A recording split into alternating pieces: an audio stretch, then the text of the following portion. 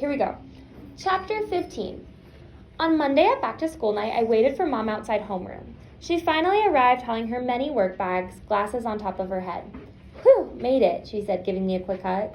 Trains were delayed. No time to change, huh? I asked. What are you talking about? She had on a blue dress embroidered with colorful flowers, sandals, and a big chunky necklace. Her hair was twisted into a knot and held in place with a pencil. She looked like a college professor version of Frida Kahlo. Can't you ever wear anything, normal? Mom eyed my outfit in response. I wore a red corduroy miniskirt with Principal Rivera subjected to the fingertips test as I hurried to history class. Striped tights, my Doc Martens, and a t-shirt Dad had given me.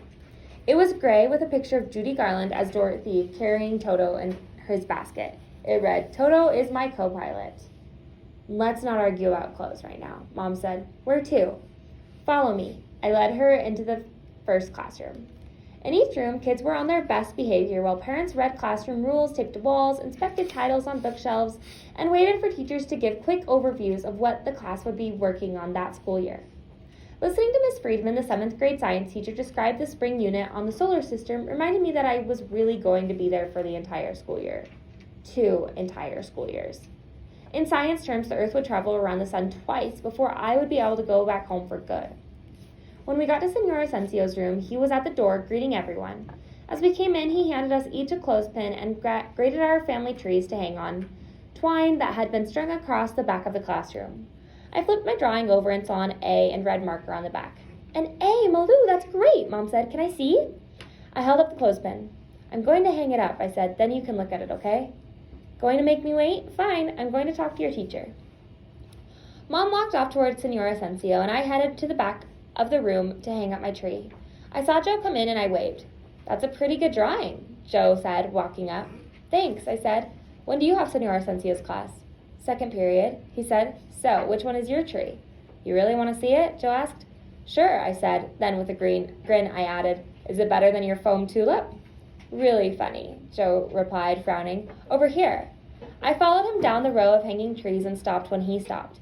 His tree had a large trunk painted in swirling shades of brown. In the swirls, he'd written names and painted what looked like animals. A large cat, tropical birds, an elephant.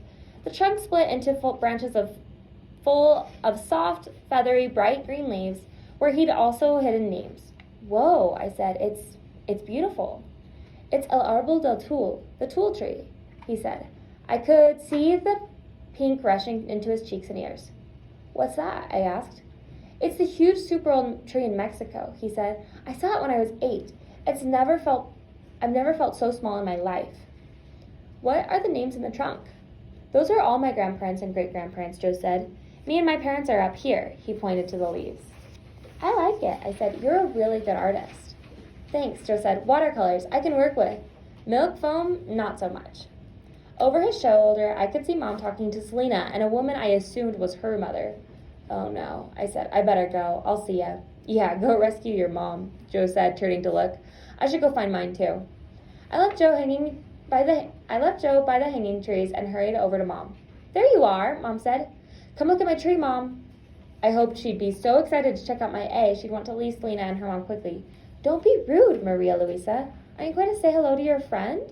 She asked, motioning to Selena. And this is Selena's mother, Senora Ramirez. Hi, I said, giving Senora Ramirez a strained smile while ignoring Selena. Okay, Mom, let's go. The bell's about to ring. Nice to meet you, Senora Morales, Selena said sweetly. See you later, Maria Luisa. It's Malou, I said, and grabbed Mom's arm. I pulled her away as she said goodbye to Selena and her mother.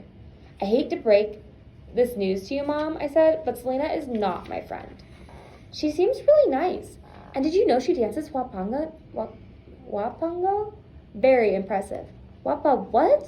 It's a traditional Mexican dance, Mom said. You know, Malou, it wouldn't hurt you to make friends. I have friends, I said. Who? Mom asked. A very good question.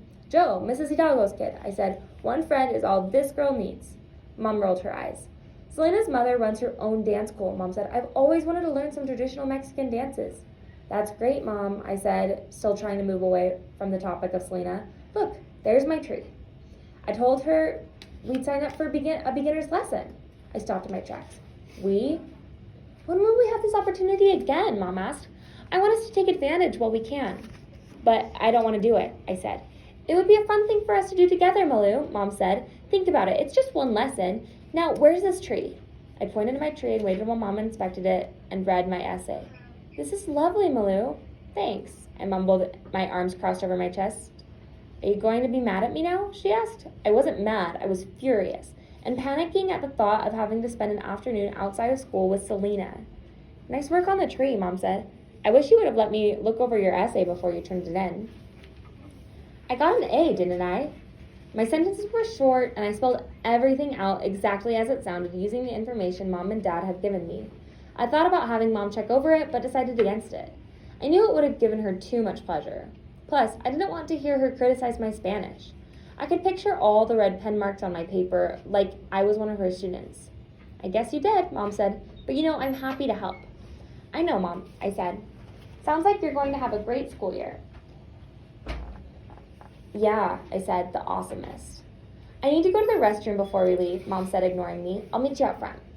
I was curious to see what grade Selena got on her tree. An A+, probably. So I walked along the back of the room, looking at the trees in search of it.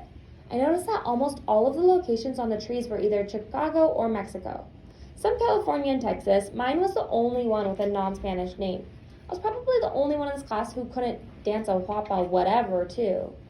When I got to Selena's, I stopped. It looked like she'd done a lot of work on it. There was a printout of a tree image with photos of family members superimposed on the branches. At the top was a photo of Selena smiling. The whole thing was printed in color on this fancy, shiny paper. Admiring my work? Selena asked. I'm just looking at all of them, I said, not just yours. Selena leaned against the back of the chair. My mom says our family was here before the border, she said. All of our families were here before the border, tonta, Joe said over her shoulder as he walked past. Selena sucked her teeth and swatted at him. He jumped out of her rage, laughing, and left the room. I wanted to call out for him not to abandon me. I hear you might be coming to the studio, Selena said. Not if I can help it, I replied. Yeah, it might be hard for you to get the hang of a Mexican dance, Selena said. I'd be nervous too. Whatever, I said. You don't know anything about me. You and your mom are so different, Selena went on. I guess I'm not surprised. My ears started to burn, and all of a sudden I felt hot all over.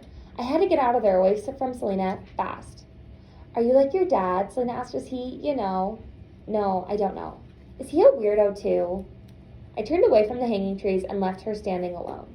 I couldn't believe Mom actually thought Selena and I would ever be friends. Mom was near the building's entrance talking to Mrs. Hidalgo when I found her. I busied myself looking at the announcements on the bulletin board near the door, where the club flyers, the week's lunch menu, even an ad for a student dog walking business.